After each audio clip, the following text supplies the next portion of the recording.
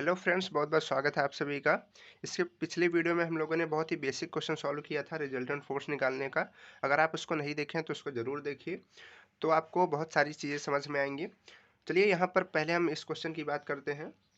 अगर आप देखना चाहते हैं तो इस क्वेश्चन को भी देख सकते हैं, बहुत ही आसान है और बहुत ही बेसिक क्वेश्चन है।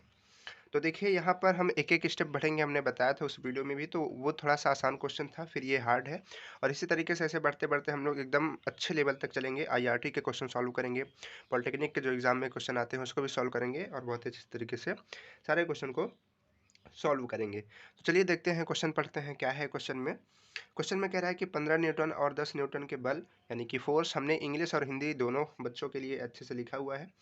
फोर्स एक बिंदु यानी कि एक पॉइंट पर 60 डिग्री का एंगल यानी कि कोण बनाते हुए एक्ट कर रहा है। मतलब कि दो फोर्सेस हैं, एक इधर की तरफ और एक इधर की तरफ लग रहा है, उनके बीच का एंगल कितना है? 60 है। अभी हम डायग्राम बनाते हैं तो आप समझ जाएंगे। और इसका क्या करना है? रिजल्टेंट फाइंड करना है, यानी कि परिणामी बल निकालना है। तो किस तरीके से, देखिए जब भी आपको इस तरीके से एग्जाम में लिखा हुआ आएगा, सबसे पहला आप काम करेंगे कि उसका एक डायग्राम बनाएंगे। और डायग्राम ऐसा होना चाहिए कि जो थोड़ा सा उसी के हिसाब से हो। यानी कि एंगल दिया है 60, आप बना दिए 90। ऐसा भी नहीं करना है। एक है 15, तो मान लीजिए कि यहाँ पर एक फोर्स लग रहा है इधर, ठीक है 15, और एक फोर्स लग रहा है 60 की डिग्री पे है, तो लगभग थोड़ा सा इतने पे तो होगा ही, ठीक है, और थोड़ा सा छोटा होगा, इसको 10 कहेंगे। ठीक है, ये हो गया आपका 10 न्यूटन का और ये हो गया आपका 15 न्यूटन का, और इनके बीच का एंगल जो है वो कितना है? 60 है। तो हमने आपको समझाने के लिए बताया था कि मान लीजिए कि यहाँ पर एक बॉल है और उसको इधर की तरफ खींचा जा रहा है और उसको इधर की तरफ खींचा जा रहा है, तो ये बॉल जाएगी किधर की तरफ? ये बॉल ऑब्वियस सी बात है कि इधर की तरफ जाएगी कहीं ना कहीं। ठीक है, और जिधर ही बॉल जाएगी उसी का वो रिजल्टेंट होता है। रिजल्टेंट का मतलब क्या परिणाम हुआ, इसका पॉइंट लगाने पर, मतलब इस पॉइंट पर फोर्स लगाने का क्या परिणाम हुआ, ये किधर गया। ठीक है, किधर फोर्स टोटली जो है एक्ट किया, एट द लास्ट हुआ क्या, वही हमारा रिजल्टेंट फोर्स निकालना होता है। तो अब देखिए यहाँ पर हमारा फोर्स भी दिया है, पहला फोर्स और दूसरा फोर्स, और एंगल भी दिया है। तो सीधे सीधे हम फार्मूले पे आते हैं। फार्मूले हमने आपको बताए थे पिछले भी वीडियो में, यहाँ भी बताते हैं, आप इसको लिखते चलिए। अगर आप लोगों ने नहीं देखी वीडियोस तो उसको भी देखिए। क्या होता है? R square equal P square plus Q square plus 2 P Q, और यहाँ पर कॉस अल्फा। इस फार्मूले को आप रट लीजिए, एकदम से याद कर लीजिए। और इसके बाद एक फार्मूला और होता है एंगल का, अभी हम जब उसको सॉल्व करेंगे तो बताएंगे। देखिए यहाँ पर इस फार्मूले को आप एकदम से याद कर लीजिए, ये हो गया आपका फार्मूला। अब देखिए यहाँ पर आर क्या है? आर का मतलब है रिजल्टेंट, पी का मतलब है इनमें से कोई भी एक एंगल, क्यू का मतलब है इनमें से कोई एंगल, मतलब एक को पी मान लेंगे, एक को क्यू, किसी को भी मान सकते हैं। और यहाँ पर कॉस अल्फा का मतलब क्या है? अल्फा का मतलब यह है कि इनके बीच का एंगल कितना बन रहा है, इनके बीच का एंगल कितना बन रहा है। अब देखिए हमको तो निकालनी है आर की वैल्यू यानी कि रिजल्टेंट, तो आर स्क्वायर रखेंगे। और पी हम चलो मान लेते हैं, पी हम मान लेते हैं 15 को मान लेते हैं। तो यहाँ पर पी 15 को मानेंगे तो यहाँ पर लिखेंगे 15 का स्क्वायर प्लस क्यू को 10 मान लेंगे, फिर 10 का स्क्वायर प्लस यहाँ पर 2 इंटू 10 इंटू 15, और कॉस के बाद यहाँ पर 60, क्योंकि यहाँ पर जो है ये 60 का है। ठीक है, थोड़ा ब्लैक से लिखते हैं तो इसको हम अलग कर देते हैं।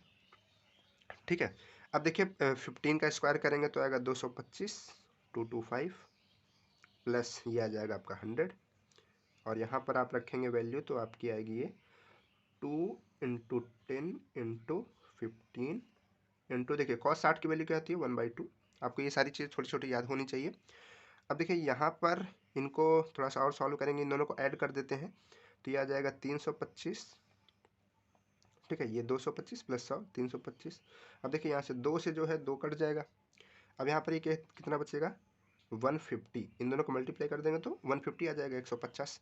अब इसको ऐड करेंगे, तो इसको ऐड करेंगे तो ये आ जाएगा 475। ठीक है, 475 आ जाएगा। अब देखिए ये जो आ रही थी वो किसकी वैल्यू आ रही थी? ये वैल्यू आ रही थी आर स्क्वायर की वैल्यू, ये सारी आर स्क्वायर की वैल्यू आ रही थी। और हमको चाहिए किसकी वैल्यू? हमको तो चाहिए आर की वैल्यू। तो आर की वैल्यू के लिए स्क्वायर को हटाना पड़ेगा, और स्क्वायर को हटाने के लिए इसको इधर भेजना पड़ेगा। तो जिस तरीके से इधर हम प्लस को भेजते हैं, इधर भेजते हैं तो माइनस हो जाता है, उसी तरीके से स्क्वायर को इधर भेजते हैं तो अंडर रूट हो जाता है। ठीक है, ये भी एक आप रूल के जैसे याद रख लीजिए। यहाँ पर ये 4 7 5 इस तरीके से हो जाएगा। अब इसको क्या करेंगे, हम थोड़ा सा सॉल्व करेंगे कि इसमें से जो भी चीज़ें बाहर निकल रही हैं वो निकल जाएँ, जो रूट के अंदर रहेंगे वो रहे। तो इसको हम 4 से जो 75 है, अगर इसका हम एलसीएम निकालेंगे, मतलब कि अभाज्य गुणनखंड करेंगे, तो इसका क्या आएगा, ये आएगा हमारा, ये आएगा 5 इंटू 5 और यहाँ पर इंटू 19 ठीक है, इस तरीके से आएगा। तो अब यहाँ पर हम देख रहे हैं कि 5 5 का पेयर बन रहा है, यानी कि 5 बाहर आ जाएगा और अंदर में क्या रहेगा 19। तो इस तरीके से ये जो है हमारा, ये क्या आएगा, ये आंसर आ जाएगा, किसका आ जाएगा, रिजल्टेंट के लिए। ठीक है, यानी कि रिजल्टेंट हमारा इतना आएगा और इतना क्या, इतना हमारा न्यूटन। आप यूनिट लिखना नहीं भूलेंगे, यहाँ पर न्यूटन ये आ जाएगा। अब देखिए, अब हम लोग इसका एंगल निकालते हैं कि कितने एंगल पर। ये तो पता चल गया कि हमारा इस फोर्स से इधर की तरफ जाएगा। अब इधर में इधर यहाँ से लेकर के यहाँ तक की जगह है, ये इधर भी जा सकता है, इधर भी जा सकता है, इधर भी जा सकता है, तो किधर जाएगा, उसी के लिए हम क्या निकालते हैं, इसका एंगल निकालते हैं। और एंगल के लिए जो हमारा फार्मूला होता है वह होता है tan theta. tan theta equal क्या होता है, वह होता है Q साइन अल्फा अपॉन में होता है P प्लस Q यहाँ पर कॉस अल्फा। इस तरीके से हमारा जो है ये फार्मूला होता है। अब देखिए, यहाँ पर फार्मूले पे भी हमको सब कुछ रखना होता है, फिर हमारे tan की वैल्यू आएगी और tan की वैल्यू से हम फिर बाद में tan थीटा की वैल्यू आएगी, फिर उसके बाद हम थीटा की वैल्यू निकाल सकते हैं। तो देखिए किस तरीके से निकालेंगे। सबसे पहले वैल्यू रखते हैं, tan थीटा की वैल्यू निकालते हैं। क्यू की वैल्यू क्या थी, क्यू की वैल्यू देखिए, क्यू की वैल्यू हमने 10 रखी थी तो 10 रखनी है। ठीक है, जो रखी थी वही रखनी है, दूसरा कुछ नहीं रखना है। और यहाँ पर आएगा साइन, और साइन 60। ठीक है, अल्फा की वैल्यू क्या थी, 60 थी, तो 60 आ जाएगी। अब इसके बाद पी की वैल्यू क्या थी, पी की वैल्यू हमारे पास 15 थी, और यहाँ पर प्लस, और यहाँ पर 10, और यहाँ पर कॉस, और कॉस 60। ठीक है, अब इसके बाद क्या आएगा, इसकी वैल्यू रखते हैं, तो यहाँ पर आएगा 10 मल्टीप्लाई, जो साइन 60 की वैल्यू है वो आती है √3/2। ठीक है, आपको याद होगा। अब इसके बाद 15 यानी कि 15 नीचे की तरफ, और यहाँ पर प्लस में करके है, तो प्लस 10 इंटू, और कॉस 60 की वैल्यू क्या थी अभी आप लोगों ने बताई, 1/2। ठीक है, ये इसकी वैल्यू आ गई। अब देखिए इसको सॉल्व करना है, तो इसको सॉल्व करने के लिए यहाँ पर आप थोड़ी सी जगह है, तो यहाँ पर हम लोग सॉल्व कर देते हैं इसको, एक बारी की जगह है। तो देखिए यहाँ से ये कट जाएगा, इससे ये कट जाएगा 5 टाइम्स में, तो यहाँ पर आएगा 5√3, और यहाँ से जो है ये कट जाएगा 5 में, और यहाँ पर आ जाएगा 15 प्लस यहाँ पर ये भी आ जाएगा 5। ठीक है, ये क्या आ जाएगा, सीधे सीधे 5 आ जाएगा। अब देखिए, अब इसको हम यहाँ पर फिर से लिखते हैं क्योंकि उधर जगह नहीं है। tan थीटा इक्वल, ये क्या आ जाएगा, ये दोनों ऐड हो जाएंगे, तो यहाँ पर आ जाएगा 5, और यहाँ पर आ जाएगा √3, और यहाँ पर आ जाएगा ये 20। ठीक है, ये 20 आ जाएगा। देखिए 5 और 20 जो है कट सकता है, तो यहाँ पर आ जाएगा सीधे सीधे √3/4। ठीक है, ये किसकी वैल्यू आई, ये हमारे tan थीटा की वैल्यू आई है, लेकिन हमको चाहिए किसकी वैल्यू, हमको तो चाहिए थीटा की वैल्यू। ठीक है, एंगल कितना बन रहा है, tan के हिसाब से थोड़ी ना चाहिए। तो यहाँ पर हम थीटा की वैल्यू जब निकालेंगे तो tan को उधर भेजेंगे, तो जो tan है वो tan इनवर्स हो जाएगा। ठीक है, tan इनवर्स हो जाएगा, ये आप लोगों ने 11th में पढ़ा होगा। अब tan इनवर्स √3/4 इसकी वैल्यू निकालनी है, तो इसकी वैल्यू जब आप कैलकुलेटर में करेंगे तो इसकी वैल्यू आपको कुछ 23.41 करके इस तरीके से आएगी, तो इतना डिग्री आप इसको लिख सकते हैं। ठीक है, तो ये आपका क्या हो जाएगा, ये भी आपका एक आंसर हो जाएगा। अब इसको समझिए कि ये जो हमारा 23.41 आ रहा है, ये है क्या। ठीक है, इसको भी समझना ज़रूरी है।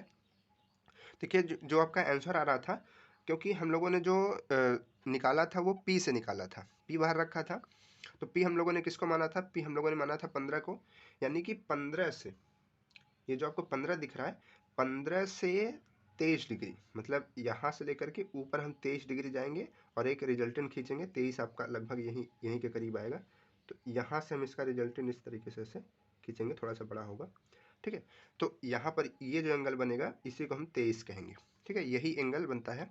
यानी कि यहाँ पर जब P बाहर रहेगा तो उसी के साथ में एंगल हमारा ये जो थीटा आता है वो बनता है। ठीक है, तो ये भी समझना जरूरी है कि इधर की तरफ 23 कि इधर की तरफ 23। तो आप याद रखिए P बाहर है, P की वैल्यू क्या आपने रखी थी 15 रखी थी, तो 15 के साथ में बनेगा। ठीक है, आई होप आप इसको समझ पाए होंगे, इसके रिजल्टेंट को भी और इसका जो एंगल निकालते हैं उसको भी। तो क्वेश्चन को नोट डाउन कर लीजिए। चलिए मिलते हैं फिर नेक्स्ट क्वेश्चन में बहुत ही अच्छे क्वेश्चन के साथ, और वो क्वेश्चन हमारा बहुत ही इंपॉर्टेंट क्वेश्चन है। इसी तरीके से लेवल बढ़ता जाएगा और आपको बहुत सारी चीज़ें अच्छे से समझ में आती जाएंगी। फार्मूले याद रखिए बस, उसके बाद आपको हम समझाने की जिम्मेदारी पूरी लेते हैं। आप कभी भी किसी भी एग्जाम में कोई भी क्वेश्चन छोड़ कर नहीं आएंगे, सारा कुछ करके आएंगे। चलिए वीडियो अच्छी लगी हो तो उसको लाइक कर दीजिए, चैनल को सब्सक्राइब कर दीजिए, अपने दोस्तों को ज़रूर से ज़रूर भेजिए, सारे ग्रुप्स में भेज दीजिए। चलिए मिलते हैं फिर नेक्स्ट वीडियो में। Bye bye.